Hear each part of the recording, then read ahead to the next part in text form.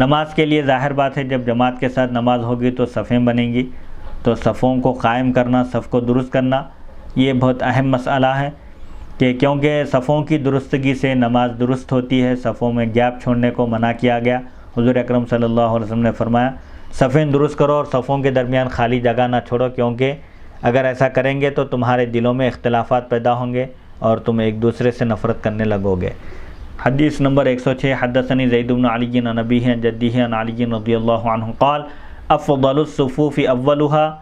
وهو صف الملائکۃ وافضل المقدم میامن الامام قال وقال رسول اللہ صلی اللہ علیہ وسلم اذا قمتم الى الصلاة فاقیموا صفوفکم والزموا عواتقکم ولا تدعوا خللا فیتخللکم الشیطان کما یتخلل اولاد الحذف۔ امام زید بن علی رضی اللہ عنہ اپنے والد کے حوالے سے، اپنے دادا کے حوالے سے حضرت علی رضی اللہ عنہ کا یہ بیان نقل کرتے ہیں، سب سے افضل صف پہلی صف ہے، کیونکہ حدیث شریف میں ہے ان اللہ و ملائکتہ یصلون علی الصف الاول، اللہ اور اس کے فرشتے پہلی صف میں موجود پہلی صف والوں پر رحمت بھیجتے ہیں، یعنی اللہ تعالیٰ اپنی رحمت نازل کرتا ہے اور فرشتے ان کے حق میں رحمت کی دعا کرتے ہیں۔ تو سب سے افضل بہتر صف پہلی صف ہے اور وہ فرشتوں کی صف ہے، عموماً پہلی صف میں فرشتے ہوتے ہیں، لہذا پہلی صف کا اہتمام کرنا چاہیے، اور پہلی صف میں وہ لوگ زیادہ فضیلت رکھتے ہیں جو امام کے دائیں طرف ہوں، یعنی پہلی صف میں بھی پھر درجہ بندی ہے، جو امام کے دائیں جانب ہیں وہ سب سے افضل ہیں، پھر جو امام کے بائیں جانب ہے وہ پھر افضل ہیں۔ حضرت علی رضی اللہ عنہ فرماتے ہیں نبی اکرم صلی اللہ علیہ وسلم نے ارشاد فرمایا جب تم نماز کے لیے کھڑے ہو تو اپنی صفوں کو درست کر لو، صفوں کو ٹھیک سے بنا لو اور اپنے کندھوں کو ملا کر رکھو، یعنی قریب قریب ٹھہرو اور کوئی خلا نہ چھوڑو، درمیان میں دو نمازیوں کے درمیان خالی جگہ نہ چھوڑو، ورنہ شیطان تمہارے درمیان اس طرح خلل ڈالے گا جیسے اس نے یمن میں رہنے والی ایک قوم اولاد حذف کے درمیان خلل ڈال دیا تھا، یعنی شیطان کا کام ہی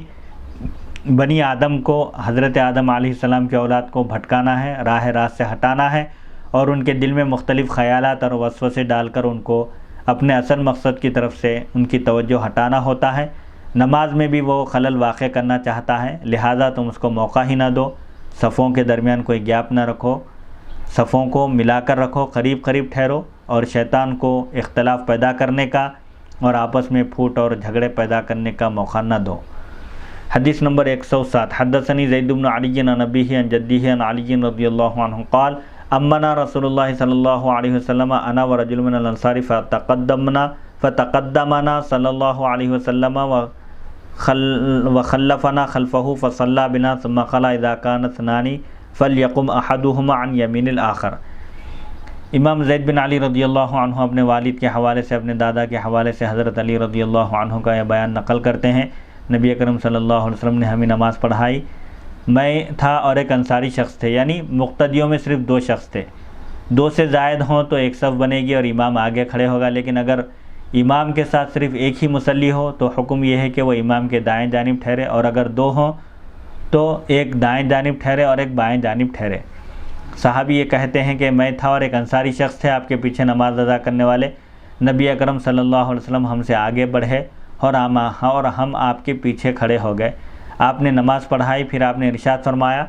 جب مصلیوں میں دو لوگ ہوں، امام کے پیچھے نماز ادا کرنے کے لیے صرف دو مقتدی ہوں تو ان میں سے ایک دوسرے کے دائیں طرف کھڑا ہو جائے۔ حدیث نمبر 108 حدثنی زید بن علی عن ابیہ عن جدہ عن علی رضی اللہ عنہ قال صلی رجل خلف الصفوف فلما انصرف رسول اللہ صلی اللہ علیہ وسلم قال هكذا صلیت وحدک لیس معک احد قال نعم قال صلی اللہ علیہ وسلم فاعد صلاتک۔ امام زید بن علی رضی اللہ عنہ اپنے والد کے حوالے سے، اپنے دادا کے حوالے سے حضرت علی رضی اللہ عنہ کا یہ بیان نقل کرتے ہیں، ایک شخص نے صفوں کے پیچھے تنہا کھڑے ہو کر نماز ادا کی، یعنی ایک صف میں آخری صف میں صرف ایک اکیلا تنہا شخص تھا جس نے اکیلے نماز ادا کی صف میں،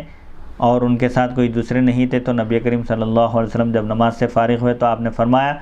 کیا تم نے اسی طرح اکیلے نماز ادا کی ہے، یعنی تمہارے ساتھ کوئی اور نہیں تھا صف میں؟ تو اس شخص نے عرض کیا جی ہاں، تو نبی اکرم صلی اللہ علیہ وسلم نے فرمایا کہ تم اپنی نماز دوبارہ پڑھو، یعنی صف میں اگر کوئی تنہا ہو تو یہ کراہیت ہے، مکروہ بتلایا گیا، کہ اکیلے کھڑا ہونا صف میں منع ہے، اس لیے ایک مسئلہ یہ بتایا گیا کہ اگر نماز شروع ہو چکی ہو اور پہلی صف مکمل ہو گئی ہو اور دوسری صف میں صرف ایک ہی شخص ہو تو وہ امام کے رکوع میں جانے تک انتظار کرے تاکہ کوئی اور آ جائے تو وہ اس کے ساتھ شامل ہو جائے، اور اگر کوئی بھی نہ آئے اور امام رکوع میں چلا جائے تو اس وقت یہ مسئلہ بتایا گیا کہ وہ پہلی صف میں سے ایک شخص کو اشارے سے پیچھے لے لے، لیکن یہ اس وقت ہے جبکہ پہلی صف میں کوئی مسئلے مسائل جاننے والا شخص ہو، ورنہ اگر عام آدمی کو وہ پیچھے لے گا یا جاہل کو یا کسی کو جس کو شرعی مسئلہ معلوم نہ ہو تو پھر اختلاف پیدا ہو سکتا ہے، فتنے کا اندیشہ ڈر ہو تو تنہا ہی صف میں کھڑا ہو جائے اور اسی طرح کراہت کے ساتھ نماز ادا کر لے۔ لیکن اگر کوئی عالم ہو، کوئی مسئلے مسائل سے واقف ہو تو امام کے رکوع میں جاتے وقت وہ ایک شخص کو پیچھے لے لے اشارے سے اور اس کے ساتھ وہ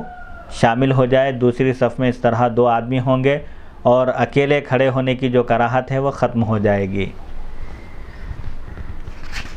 اس طرح کی روایت تقریباً سنن ترمذی، صحیح ابن حبان، سنن دارقطنی اور طبرانی کی معجم میں اور مصنف عبدالرزاق اور شرح معانی الآثار وغیرہ میں موجود ہے۔ باب ما